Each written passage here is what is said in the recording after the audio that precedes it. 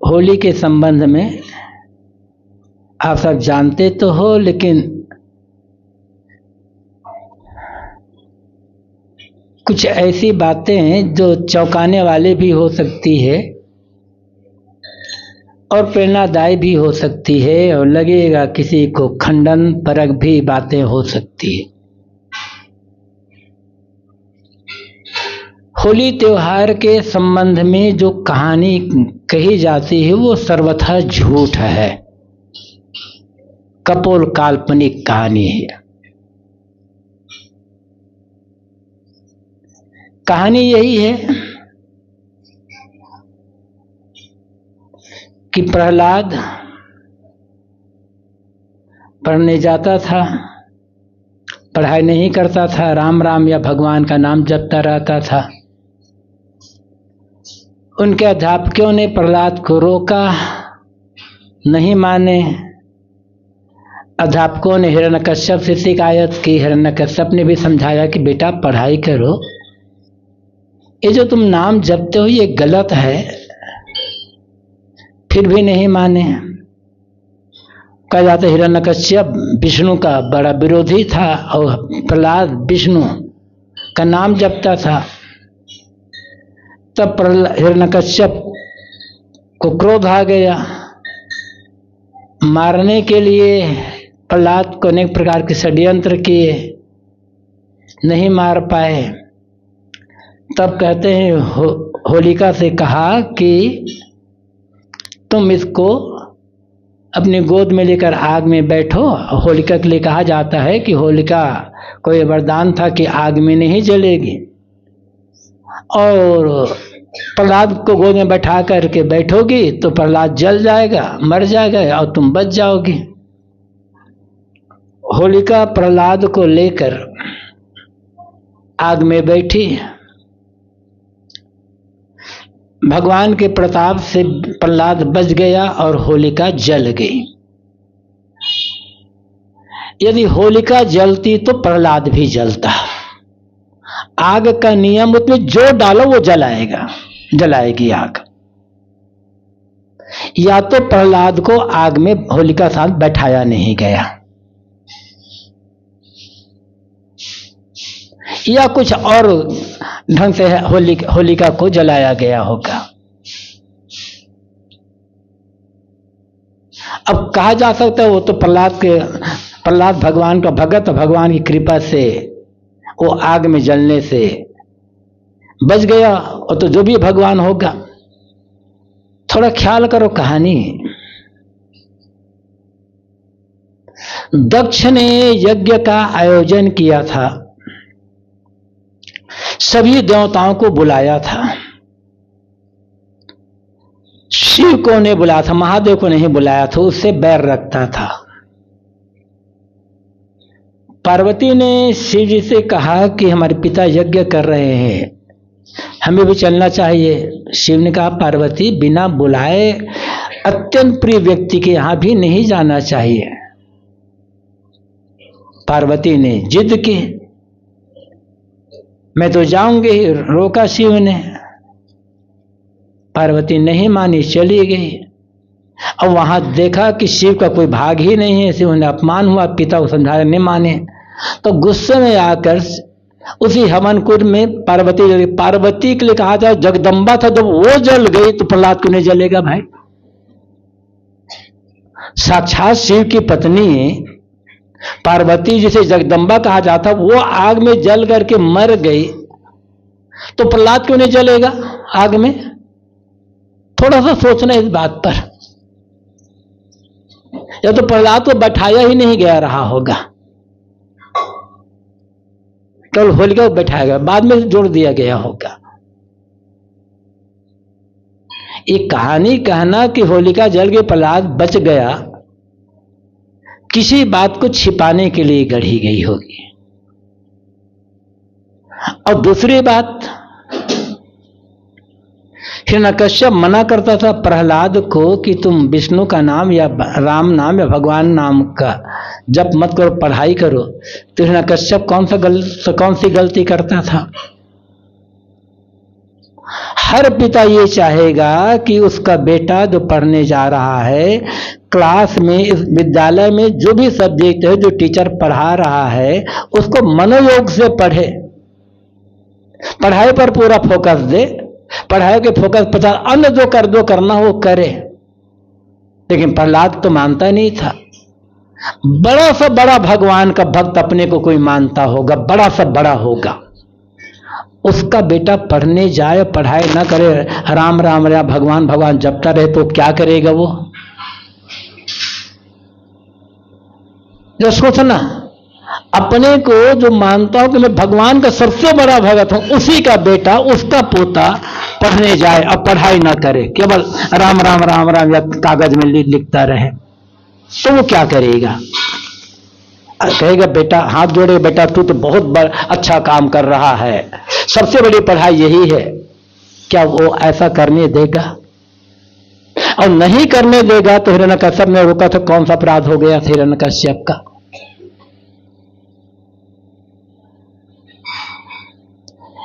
एक बात सोचनी है,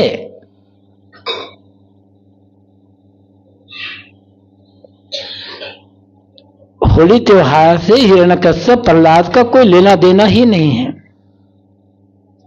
ये तो किसानों का त्योहार है। बाद में कहानी गढ़ करके हिरण्यकश्यप बड़ा ऐसा था वैसा था, उसको मारने के लिए भगवान का नरसिंह अवतार बढ़ गया। पहले तो अवतारवाद ही नहीं है, वेदों में अवतारवाद है ही नहीं, उपनिषदों में अवतारवाद है ही नहीं। अवतारवाद तो बहुत बाद में आया है। और जब अवतारवाद की कहानी गढ़ी गई और 4 अवतार जो माने गए, उसमें पहला अवतार, जब शुरुआत में 4 अवतार माने गए हैं, मत्स्य, कूर्म, वामन और नृसिंह, इस 4 अवतार। तो पहले जो शुरुआत में मत्स्य है, कूर्म है और नृसिंह है और एक अवतार और है। इनमें कोई आदमी नहीं है। नरसिंह तो आधा आदमी आधा जानवर है, मछली है, कछुआ है,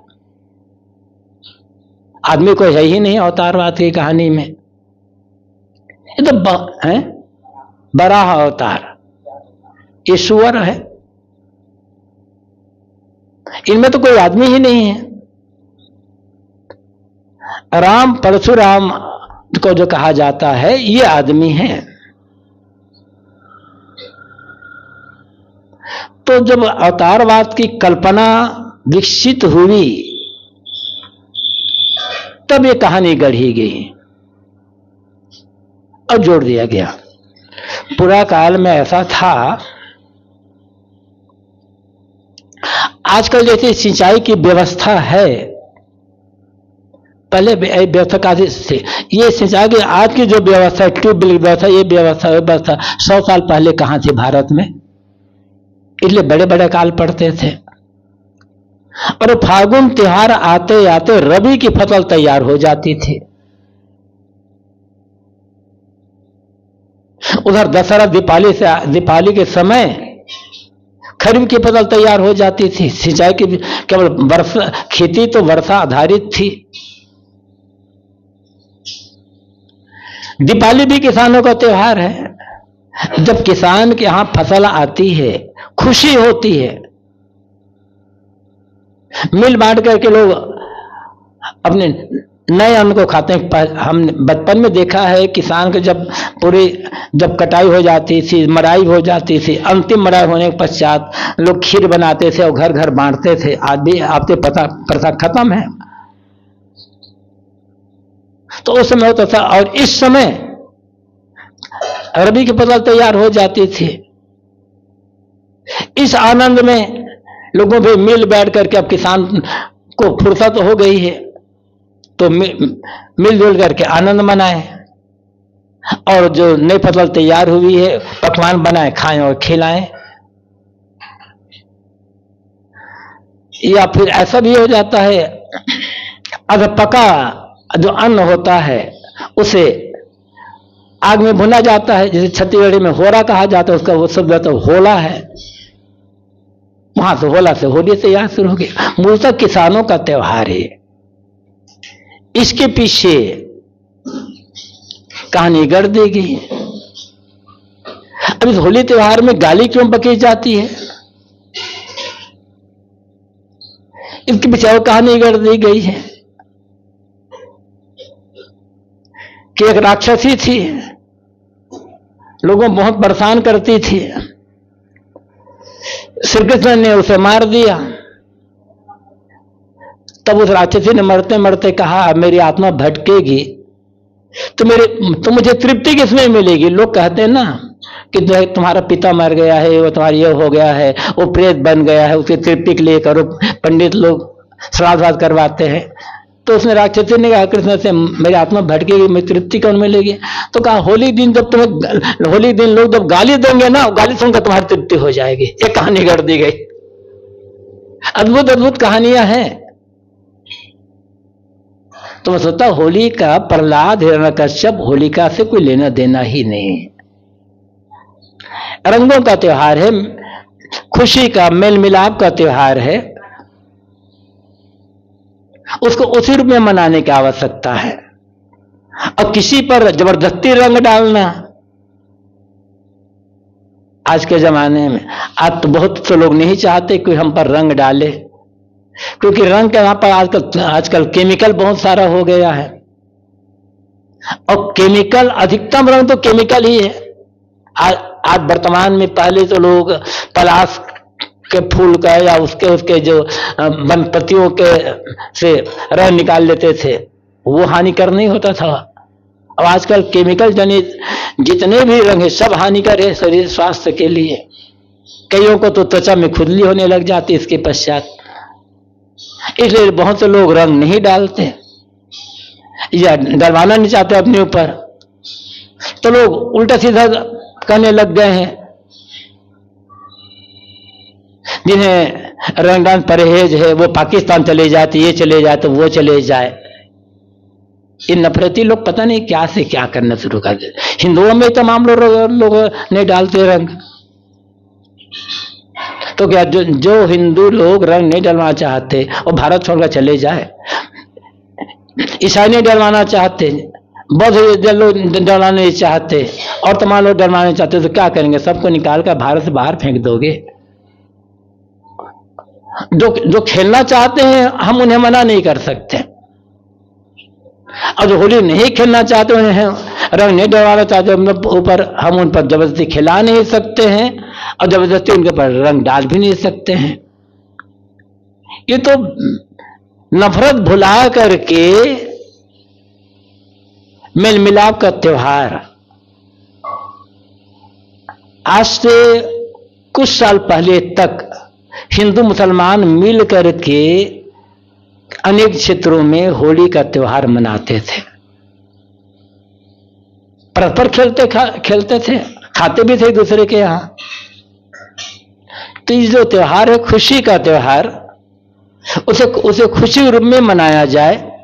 मेल मिलाप, प्रेम भावना, मैत्री भावना विकसित करने के लिए मनाया जाए, तब इसकी सार्थकता है। और रही बात रंग की, तो यदि ये तो बाहरी रंग जो डालते हैं लोग, अपने मन को सेवा, प्रेम, भक्ति के रंग में रंग लिया जाए तो पूरा जीवन होली का त्योहार बन जाएगा। और असली रंग यही रंग है, प्रेम का रंग, भक्ति का रंग, ज्ञान का रंग, सेवा का रंग। जिसने अपने जीवन को इन रंगों से रंगा उसका तो जीवन ही धन्य हो गया। लेकिन आधुनिकता के प्रभाव में भक्ति, प्रेम, सेवा, ज्ञान का रंग तो खत्म होता चला जा रहा है। किसी को न भक्ति से मतलब, न सेवा से मतलब, न तो प्रेम और ज्ञान से मतलब रह गया है। स्वार्थ भावना बढ़ती चली जा रही है, और स्वार्थ भावना जितनी बढ़ेगी भक्ति भी घटेगी, सेवा भी घटेगी, प्रेम तो घटेगा ही घटेगा। और जिसके जीवन में न भक्ति है, न सेवा है, न प्रेम है, उसके लिए कहां होली है? उसका जीवन, वो तो जीवन भर दुखी ही बना रह जाएगा। और भक्ति प्रेम सेवा का रंग में अपने रंग को ऐसा रंगना चाहिए। एक अनुज डॉक्टर एक भजन गाते हैं ना, हाँ, मेरा क्लिक है, अपने ही रंग में रंग दे हमारिया, ऐसा रंगो रंगो की धोबिया धोए चाहे सारी उमरिया, ये रंग न छूटने पाए। तो भक्ति सेवा प्रेम रंग में ऐसा रंगे कि किसी भी परिस्थिति की आने पर, चाहे कैसा दुखद परिस्थिति आ जाए, संकट से संकट की परिस्थिति आ जाए, फिर भी भक्ति प्रेम सेवा का रंग न छूटा यदि, तो पूरा जीवन कृतार्थ हो जाएगा। तब होगा कि पूरा जीवन होली का त्योहार बना। ये संदेश है इसके पीछे, लेकिन इस संदेश को हम लोग भूल गए। कहानी बस कहते सुनते, कहानियों के पीछे भागे, कहानियों के मर्म को समझने का प्रयास नहीं किया गया। कहानी तो होता क्या है, लोगों के मन में एक दृढ़ता दिलाने के लिए कि लोगों के मन में थोड़ी धार्मिक भावना बढ़े, इसलिए कहानियां गढ़ दी जाती है। लेकिन वो कहानियां पल्ले पड़ जाती है, संदेश पीछे छूट जाता है। और कहानी सच्चाई है या झूठाई है, कोई लोग खोज करना ही नहीं चाहते। और अनेक प्रदेश ऐसे हैं भारत में जहां होली का त्योहार लोग नहीं मनाते, बस घर जाकर बैलेंस रंग तो डालते नहीं हैं। तो ऐसे क्षेत्र हैं आप भारत में ही, अब 2-4 घंटा घूम कर आ जाओ,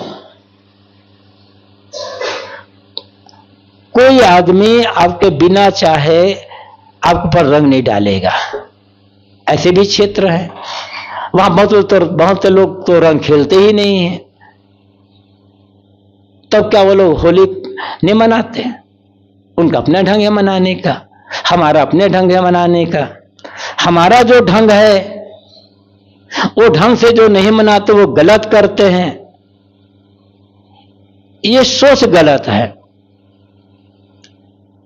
हमारे हिसाब से हमारा ढंग सही तो उनके हिसाब से उनका ढंग सही, हमारे हिसाब से वो गलत उनके हिसाब से हम गलत, तो हम भी गलत हो गए, वो भी गलत हो गए। गलती को लेते रहेंगे ना तो गलतियां ही हाथ आएगी, और गलतियां जितनी हाथ आएगी, गलतियों पर जितनी दृष्टि जाएगी, उतना ही द्वेष बढ़ेगा, नफरत बढ़ेगी, बैर भाव बढ़ेगा। और द्वेष नफरत बैर भाव बढ़ने का मतलब समाज का बिखराव होना। आवश्यकता समाज को बिखेरने की नहीं है, समाज को जोड़ने की है।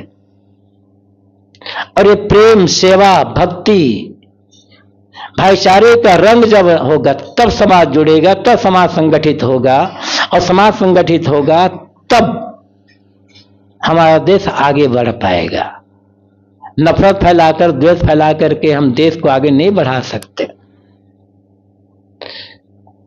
विभिन्न विचारधारा के लोग रहते हैं, विभिन्न मान्यता, विभिन्न विश्वास, विभिन्न संस्कृतियों के लोग रहते हैं।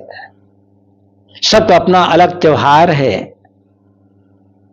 सबकी अपनी अपनी अलग रुचियां हैं। कैसे हम सबको एक कर सकते हैं? लेकिन प्रेम जब होगा, सेवा और भक्ति की भावना जब होगी, और भाईचारा को जब श्रेय दिया जाएगा, तब एक हो सकते हैं। और त्योहार जो आते हैं ना, ये संदेश देने के लिए ही आते हैं। हर त्योहार एक समता, एकता, भाईचारे का संदेश लेकर के आता है। इस पर हमें जोर देने की आवश्यकता है। दूसरी बात मैं कह रहा था कि श्री कृपाशरण साहब जो भजन गा रहे थे, शुभ कर्म करते हुए दुख भी अगर पा रहे। अनेक लोग शिकायत करते हैं, हम तो भक्ति करते हैं, दान धर्म करते हैं, परोपकार का काम करते हैं, जानबूझकर हम किसी के साथ गलत व्यवहार नहीं करते, दूसरे को तकलीफ नहीं देते, इसके बाद भी हमारे जीवन में दुख क्यों आ रहा है? कहा जाता है कि जैसा करोगे वैसा भरोगे, जो बोओगे वो काटोगे। तो हमने कोई इस जीवन में तो जानबूझकर पाप कर्म नहीं किया, फिर भी हमारे जीवन में संकट क्यों आ गए? ये दुख क्यों आ रहा है हमारे जीवन में? अनेक लोगों का ये प्रश्न होता है।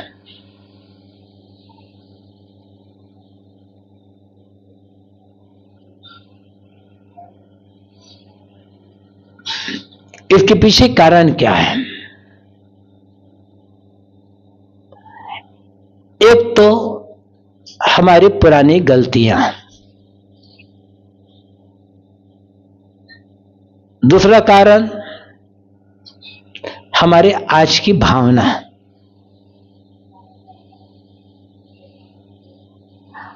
हम इस जीवन में जब से हो संभाला तब से जानबूझकर तन मन वचन से कोई गलत काम नहीं किया, जो किया अच्छा किया, ठीक है। फिर भी जीवन में दुख क्यों आया, संकट क्यों आया? तो पुनर्जन्म सिद्धांतानुसार हमारा ये जो जीवन है एकाएक खड़ा नहीं हुआ है। इसके पीछे कर्मों की श्रृंखला है। हम मानते हैं हमारा वर्तमान जीवन हमारे पूर्व कर्मों के संस्कारों के अनुसार मिला हुआ है, और कोई भी मनुष्य का जन्म आता है तो केवल शुभ कर्म से नहीं होता, और केवल अशुभ से नहीं होता, पाप पुण्य मिश्रित संस्कारों से जन्म होता है। हाँ, इतना हो सकता है कि किसी के जीवन, किसी का जो संस्कार है उसमें पाप कर्मों संस्कार ज्यादा हो, किसी में पुण्य कर्मों संस्कार ज्यादा हो, ऐसा हो सकता है। लेकिन केवल पुण्य से या केवल मनुष्य ही या केवल पाप ही पाप से मनुष्य का जीवन नहीं मिलता है। पाप और पुण्य दोनों कर्मों के संस्कार रहते हैं, और उसमें हमारे पाप कर्म संस्कार प्रबल हैं। तो आज हमें संगत अच्छी मिल गई तो हमने पाप कर्म कर रहा था तो छोड़ दिया। हम धर्म भक्ति परोपकार सेवा के रास्ते पर चल रहे हैं, लेकिन पिछले जो हमने बीज बोया है पाप कर्म, वो भी तो आएगा ना समय से।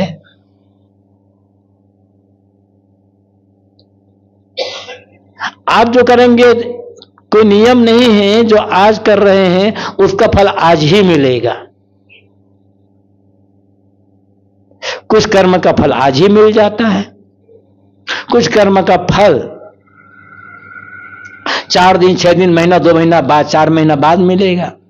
कुछ कर्म का फल इसी जीवन में किए कर्मों का फल 2-4 साल 10 साल 15 साल बाद मिल सकता है। एक बिल्कुल सरल उदाहरण है, केवल समझाने के लिए उदाहरण। एक किसान है, किसान के पास खेत है। किसान ने उसी दिन एक दिन अपने खेत में मटर के बीज बोया। मटर के बीज बोने पश्चात उन्होंने वहीं पर गेहूं का बीज बोया। गेहूं के बीज बोने के पश्चात किसान अरहर का बीज बोता है। और जब अरहर के बीज बो लिया तो उसे 50 किसान आम का बीज बोता है। फसल देखिए, चारों का फल तो एक दिन आ जाएगा ना। बोया तो एक ही दिन है, थोड़ा समय का अंतर होगा, घंटा 2 घंटे का। मटर बोया, गेहूं बोया, अरहर बोया और आम बोया, एक दिन बोया तो फल भी एक दिन आना चाहिए सबका। ऐसा तो नहीं होता। मटर तो 1.5-2 महीना में आ जाएगा, वो पक्का तैयार हो जाएगी उसकी फसल। गेहूं के लिए 3-4 महीने लगेंगे, अरहर के लिए 6 महीने लगेंगे, और आम के लिए 4 साल, 8 साल, 10 साल लग सकता है। भले बोया एक दिन, लेकिन बीज किसका बोया? और बीज बोते समय भावना क्या रही है? किसान ने सोचा था बीज बोते समय ये मटर बो रहा हूं, 1.5 दिन में तैयार हो जाएगी, मुझे भी खाने को मिलेगी मटर, और बाजार बेचूंगा तो अन्य चीजें खरीदने को हो जाएंगे। और जब मटर से जो पैसा प्राप्त हो गया वो खत्म होते होते गेहूं की फसल तैयार हो जाएगी, और गेहूं खाएंगे तब तक, जब हो जाएगा तब तक कुछ दिन में उसके पश्चात अरहर की फसल तैयार हो जाएगी। और आम तो भले मैं नहीं खा रहा हूं, आम हो सकता है आम का फल मैं ना खा पाऊं, लेकिन मेरे पूर्वजों ने आम का पेड़ बोया था, मैं खा रहा हूं, तो ये आम का पेड़ का फल मैंने खाऊंगा तो मेरे बच्चे या बाद में आने वाली पीढ़ी खा लेंगे। भावना भी तो होती है ना सबका। ऐसे ही हम जो कर्म करते हैं उसका फल एक ही दिन में आ गया तो कोई जरूरी नहीं है। भले हमने पिछले जन्म में किया गलत कर्म या शुभ कर्म, उसका फल आज मिल रहा है, और आज का नहीं उसका आगे मिल जाएगा। दूसरी चीज, हम इस जीवन में परोपकार के काम तो कर रहे हैं, सेवा भी कर रहे हैं, सहायता भी कर रहे हैं, और दूसरे भी धर्म के काम कर रहे हैं। काम करते समय भावना कैसी है हमारी? लोग कहते हैं हमने सेवा की, हमारे जीवन में संकट आ गया। शुद्ध भावना रख करके कर्म करने वाले 1% से भी कम लोग होते हैं। अधिकतम लोग जब काम करते हैं तो फल की चाहना रख करके काम करते हैं। अनेक बार मैं कहा हूं, कोई आदमी बीमार पड़ा, चाहे परिवार के लोग ही बीमार पड़े या रिश्तेदार में या पड़ोसी या कोई भी आदमी बीमार पड़ा, तो बहुत से लोग कैसे कर सोचते हैं, भाई हमारे परिवार के लोग हैं जैसे हैं, ये बीमार पड़ गए, पड़ोसी बीमार, रिश्तेदार बीमार पड़ गए हैं, चलो आज इनकी सेवा कर दे ताकि समय से हमारी सेवा करे। उसी समय आपने बीमारी को निमंत्रण भेजा, उसी समय, क्योंकि उस बीमार व्यक्ति को सेवा की आवश्यकता क्यों पड़ी है? चूंकि बीमार है। और आप कहते क्या हो, सोचते क्या हो, इसकी सेवा कर दे ताकि समय से हमारी सेवा करे, मतलब समय से मैं बीमार पड़ूं ताकि मेरी सेवा करे। अनकॉन्शियस माइंड से आपने बीमारी को निमंत्रण भेजा है, वो तो आएगी ना जीवन में। और तब कहते हैं कि हमने अनेक बीमारों की सेवा किया, हम भी बीमार पड़ गए। इसलिए बीमार पड़े कि आपने अचेतन मस्तिष्क से बीमारी को निमंत्रण भेजा, सोचा है ताकि मेरी भी ये सेवा करे, तो उनको सेवा का अवसर तब मिलेगा जब खुद बीमार पड़ोगे। सेवा की, अच्छा किया, लेकिन सेवा करते समय भावना आपकी गलत हो गई थी, तो करना क्या चाहिए?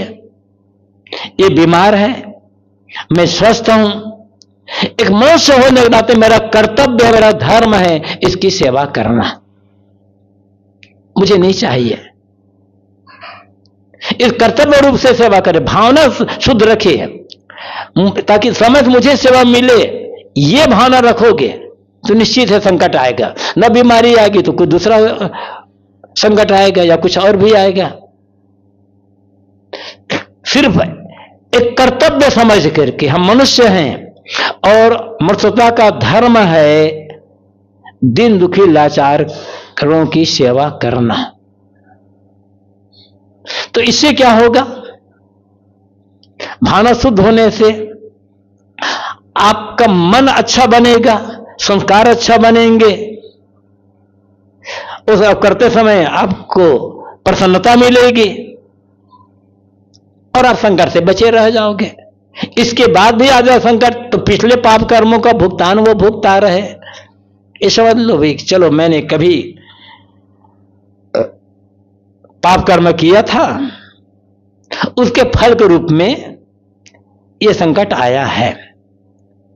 दो दृष्टि है लोगों की, दोनों में से एक दृष्टि को अपना लिया जाए तो बड़ा सा बड़ा संकट आदमी को तोड़ेगा नहीं, आदमी दुखी नहीं होगा।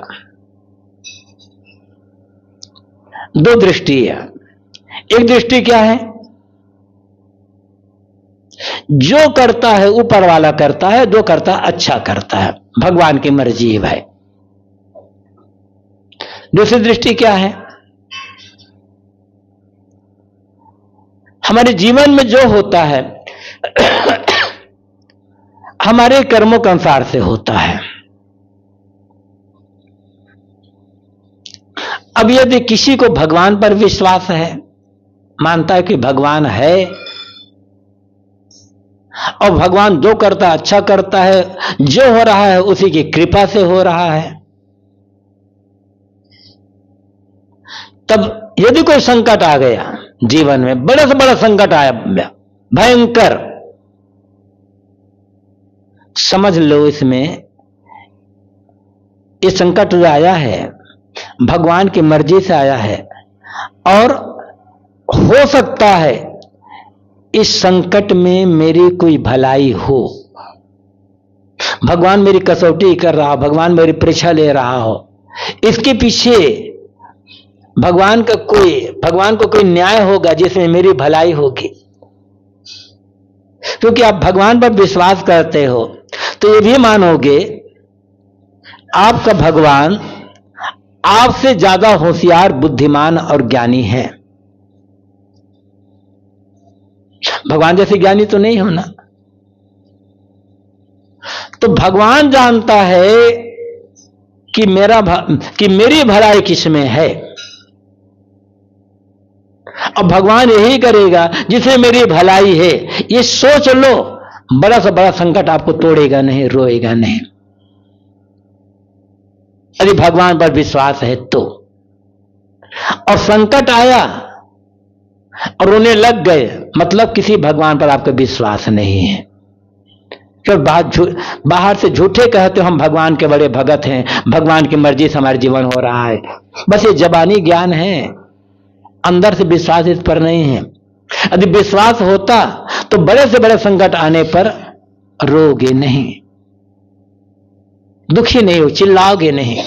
ठीक है भगवान तेरी मर्जी, जिस हाल में रखना है रख ले, क्योंकि तू जानता है कि मेरी भलाई किस में है। एक फकीर था, एक गांव के बाहर एक झोपड़ी में रहता, झोपड़ी भी टूटी हुई, फकीर के कपड़े भी परा फटे हुए, संपत्ति के नाम पर कुछ नहीं, मिट्टी का एक ठिकरा, मिट्टी की हंडी टूट जाती है, उसका जो ठिकरा जो बचा रहता नीचे का हिस्सा, वो मिट्टी का प्याला कह लो, चलो एक प्याला मिट्टी का प्याला, और कुछ नहीं उसके पास, और बड़ा प्रसन्न रहता था और कहता था मेरा खुदा जानता है कि मुझे क्या आवश्यकता है और मेरी हर आवश्यकता मेरा खुदा पूरा कर देता है। ये कहता था, एकदम मगन रहता था, किसी ने उसे देखा नहीं, टूटी हुई झोपड़ी, फटे पुराने कपड़े, मिट्टी का एक प्याला, बस ये उसकी संपत्ति। गांव में बड़े बड़े धनवान लोग रहते थे, सोते थे, ये फकीर के पास कुछ भी नहीं है और हमेशा आनंद, कभी इसको दुखी देखा नहीं, शिकायत देखा नहीं, हमेशा कहता है कि मेरी हर आवश्यकता मेरा खुदा पूरा करता है, वो जानता है मुझे क्या चाहिए, और हमारे पास इतना है, हम दुखी रहते हैं। आखिर फकीर की खुशी का राज क्या है? एक धनी व्यक्ति फकीर की झोपड़ी से कुछ दूर एक झुरमुट में छिप गया, फकीर बाहर बैठा था अपनी झोपड़ी के बाहर। दोपहर लगभग 2 बज गए थे, फकीर को कुछ खाने को मिला नहीं था और ये कहता था मेरी हर आवश्यकता मेरा खुदा पूरा कर देता है। वो जानता है कि मेरी किसमें भलाई है। धनी सोचता है 2 बज गए, खाने कुछ भी नहीं मिला और सोचता है कि खुद कह रहा है कि मेरी हर आवश्यकता मेरा खुदा पूरा करता है। अब देखता हूं कि वैसे खुदा पूरा करता है नहीं करता है। उसी समय से एक मुसाफिर उस रास्ते से गुजरा, देखा एक फकीर बैठा है, सामने प्याला रखा है मिट्टी का। सोचा लगता है फकीर को आज खाने को मिला नहीं होगा। जेब से 2 रोटी निकाला, उसमें प्याले में डाल दिया, चला गया। फकीर नाकी खोले रोटी, वो एकदम खुश हो गया। काम में कहता था कि मेरी हर आवश्यकता खुदा पूरा, देखो भूख लगी थी, खुदा ने रोटी भेज दी। खुदा धन्यवाद देने के आंख बंद करके हाथ ऊपर उठाए एकदम मस्त। इतने कुत्ता आया, 2 रोटी उठा करके चला गया। अब धनवान सोचता है अब जब देखेगा, और कुत्ता से जब रोटी खाने लगा, जब आंख खोलेगा देखेगा रोटी गायब, वो कुत्ता खाने, तब तो इसे डंडा लेकर के मारने दौड़ेगा। तो आंखें खोला फकीर तो रोटी गायब, प्याला से कुत्ता खा रहा है। फकीर नाचने लगा, अरे वाह खुदा, मैं तो भूल गया था, मुझे आज अनशन करना, व्रत करना था, तूने रोटी कुत्ता खिला दिया, तेरी मर्जी। ऐसा आदमी दुख होगा वाला। तो यदि हर हालत में भगवान की मर्जी देख लो, यदि भगवान का विश्वास है तो कभी पीड़ित नहीं होगे। और यदि ऐसा नहीं है, ये मानते हो कि जो कुछ मेरे जीवन में आता किसी भगवान का हाथ नहीं है, मेरे कर्मों का हाथ है, जैसे मैंने कर्म किया वैसे होगा। तो कोई भी संकट आए, कोई भी संकट, ये समझ लो किसी मेरे पाप का फल उदय हुआ है। कभी मैंने कोई पाप किया था, उसका फल इस संकट के रूप में मेरे जीवन में आया हुआ है। गलती तो मेरी थी। यदि मैं पाप न किया होता, किसी को उसका दिल दुखाया ना हुआ होता, तो आज ये संकट क्यों आया था? गलती किसी दूसरे की नहीं है, गलती मेरी है। जो मैंने गलत काम किया था, ठीक है, चलो ये संकट आया, इसी बहाने ये संकट जो टल जाएगा आज ना कल। मुझे धैर्य पूर्वक काम करना है, आज नहीं तो कल ये संकट तो टलेगा। जब संकट ये टल जाएगा तो मेरा एक पाप कर्म का बोझा हल्का हो जाएगा, क्योंकि पाप कर्म का बोझा हमारे पास है ही। ये संकट आया है तो एक पाप कर्म का फल है, तो ये संकट टला, मत इस संकट को भोग लूंगा, दुख को भोग लूंगा, तो एक पाप कर्म कटा, बोझा एक हल्का हुआ। किसको दोष देना है? दुख से बचने का रास्ता यही है। चाहे उधर से सोच लो, चाहे उधर से सोच लो। ऐसा विवेक, ऐसी सोच जो आदमी बना लेगा ना, बड़े से बड़े संकट में, बड़ी से बड़ी मुसीबत में अपना धर्म का, धैर्य का रास्ता छोड़ेगा नहीं।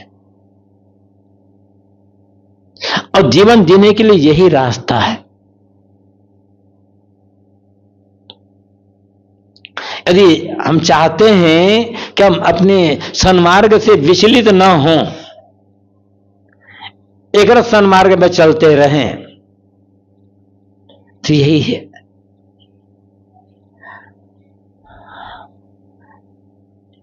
हम भक्ति करते हैं, धर्म का काम करते हैं, साधना का काम करते हैं, इनकी कसौटी संकट के समय ही होगी। संपत्ति में, सुख में तो हर आदमी अपने को बड़ा भक्त, ज्ञानी और ध्यानी और पुजारी मान लेता है, धार्मिक मान लेता है ना, उसमें कोई दिक्कत नहीं है। कोई भी संकट, बड़ा से बड़ा दुखों का पहाड़ भी आ जाए, न विचलित हो। जो सन्मार्ग उसको छोड़ो मत, यह है धर्म और भक्ति की कसौटी। और ऐसा जो हो जाएगा, अपने मार्ग से विचलित नहीं होता, जीवन उसी का चमकता है। बाकी तो खाते पीते सब मर जाते हैं। और जिनको लोग, दुनिया के लोग भगवान मान करके, महापुरुष मानकर, संत सद्गुरु मानकर पूजा करते हैं, उनके जीवन को देखो। बड़ा सा बड़ा संकट, बड़ा सा बड़ा, तो पूरी दुनिया विपरीत हो गई, लेकिन उन्होंने अपने सच्चाई का रास्ता छोड़ा नहीं। परिणाम क्या हुआ? चमक गए, हो पूजनीय हो गए। सोना जब आग में तपाया जाएगा तभी निखरेगा, अन्यथा सोना निखरेगा नहीं। सोने की चमक वापस नहीं आने वाली है।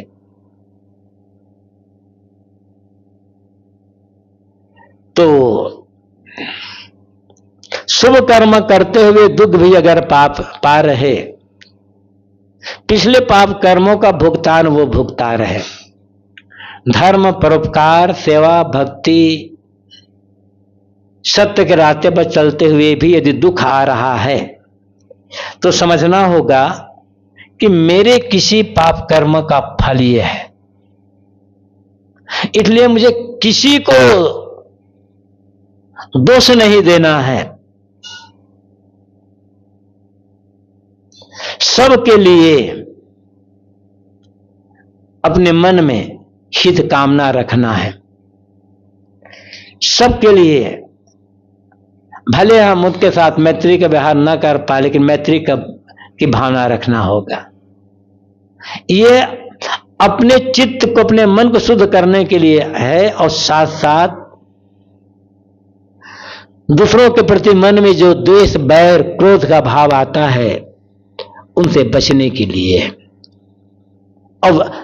अब ये इसलिए नहीं है, हकीकत भी यही है। तो करने गलतियों से बचते रहिए।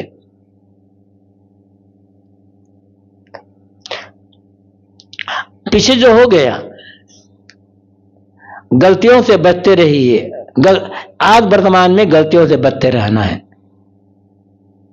पिछले बोझ को उतारना होगा। ये पिछले बोझ को उतारने का मतलब ही क्या है? जीवन में जो आ जाए उसको सहना, और वर्तमान में इतनी सावधानी से जीवन जीना कि हमसे जानबूझकर कोई गलती ना होने पाए। आगे मत उठाइए, पिछले बोझ को उठाइए। अब आगे कोई बुरा कर्म ना करो, पिछले बोझ को उतार डालो। बोझ को उतारने का मतलब क्या है? वही सहन करना, शांत रहना, दुखी ना होना, ये बोझ को उतारना है। और आगे नहीं उठाना मतलब फिर से गलती नहीं करना। इसलिए कहा, उसको साफ कर दिया गया, गलतियों से बचते रहिए, जिंदगी गुजारिए। गलतियों, इतनी सावधानी से जीवन जिए कि जानबूझकर कोई गलती ना होने पाए। अनजान में गलती हो सकती है, अनजान में भी गलती सुधर जाएगी। जानबूझकर की गई गलती जल्दी सुधरती नहीं है, क्योंकि गलती जानबूझकर की गई है। तो ये चार पंक्तियां, शुभ कर्म करते हुए दुख भी अगर पा रहे, पिछले पाप कर्मों का भुगतान वो भुगता रहे, गलतियों से बचते रहे, जिंदगी गुजारिए, आगे मत उठाइए, पिछले बोझ को उतारिए। जीवन को सही ढंग से जीने के लिए एक सावधानी है, दूसरों पर दोषारोपण करने से बचने के लिए सावधानी है, जीवन पर्यंत धर्म और धैर्य के मार्ग में रहने के लिए एक चेतावनी है, प्रेरणा है, और जीवन पर्यंत कष्ट सहन करते हुए सन्मार्ग में चलने के लिए सीखा है। बस सीख लेना है और जीवन पर्यंत गलतियों से बच करके सच्चाई के रास्ते पर चलते रहना है।